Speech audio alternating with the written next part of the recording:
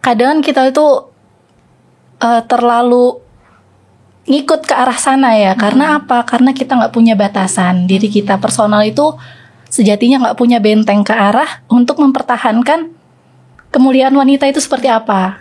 Nah, makanya banyak perempuan itu yang ikut-ikutan ke arah sana. Alih-alih karena lagi tren, ngikut temen, bahkan ada yang ngefans atau mengidolakan sesuatu itu karena nggak ada alasannya juga, nggak ada alasan yang kuat gitu loh. Di zaman kita sekarang, di akhir zaman ini yang banyak budaya macam-macam lah, dari fun, food, fashion, film gitu kan, yang kadang apalagi perempuan tuh gampang banget kan tergoda dengan hal-hal itu harus dimulai dari diri kita dulu. Kita harus punya benteng yang kuat, kita harus punya role model yang kuat.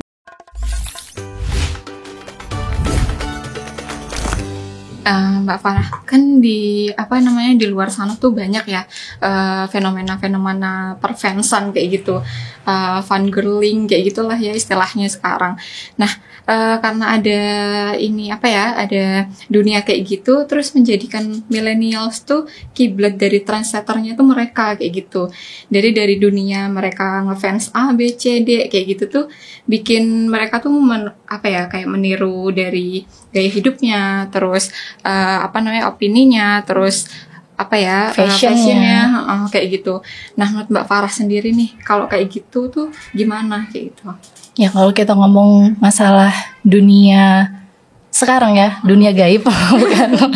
Kalau kita ngomongin dunia yang sekarang, dunia yang kebarat-baratan, karena kita nggak punya batasan. Diri kita personal itu sejatinya nggak punya benteng ke arah untuk mempertahankan kemuliaan wanita itu seperti apa.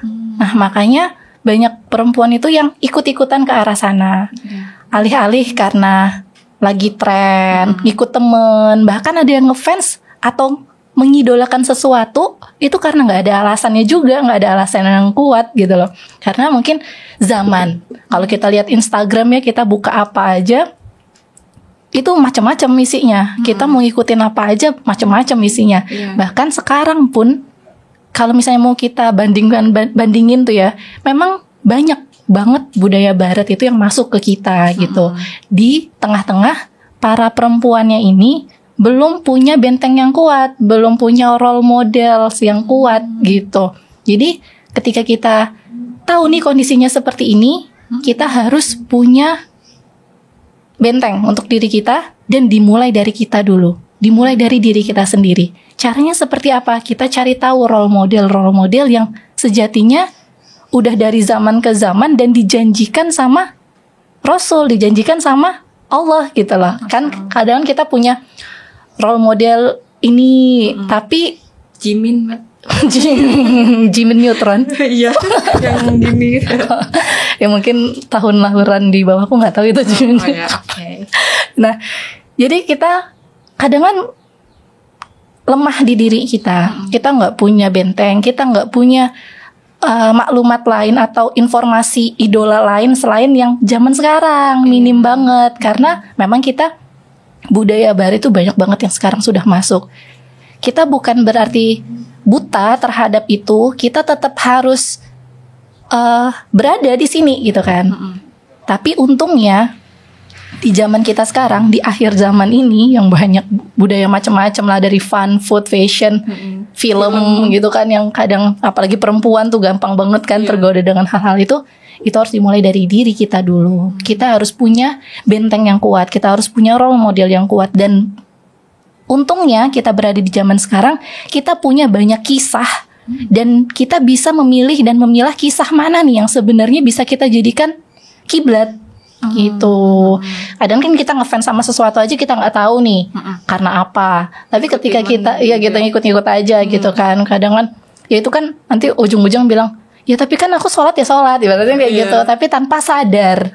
Karena apa? Ya itu namanya, ya mana setan kan kalau bisikan kadang pelan-pelan kan, nggak sadar kita pelan-pelan. Oke, kita memaklumi hal itu, wajar lah ngefans, oke, nggak apa-apa. Tapi kenapa kita nggak milih role model yang lebih baik gitu loh, yang udah dijanjikan surga? Apa sih balasan dari semuanya gitu? Oke, mereka baik, kita oke baik, kita mengikuti kebaikannya. Tapi kenapa kita nggak mencari lagi nih? Kita udah dapet nih orang yang baik. Kenapa kita nggak cari tingkatan yang lebih baik lagi?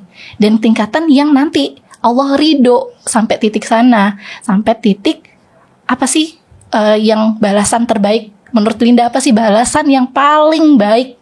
Apakah uang? Apakah ketenaran? Apakah followers? Apakah itu balasan yang lebih baik? Kan enggak ya. Yang balasan lebih baik kan pasti surga. Maka dari situ kita cari tahu nih, mana orang-orang yang udah Allah janjikan surga gitu. Itu yang mau kita jadikan role model. Kalau misalnya dan Allah bilang juga kan ya, bahwasannya Rasulullah itu diturunkan untuk apa? Bukan untuk hal yang merusak, tapi justru untuk Allah turunkan Rasulullah sebagai suri teladan. Di situ ya keteladanan kita bisa mencontoh beliau. Dan kalau untuk perempuan sih banyak ya, kayak di dalam hadis bahwasannya ada 4 wanita yang telah Allah janjikan surga. Ibunda Khadijah, Fatimah, terus Maryam, sama Asia istri Fir'aun. Nah, kenapa kita nggak belajar dari situ? Mungkin tahapnya kita sekarang mencontoh kebaikan orang lain.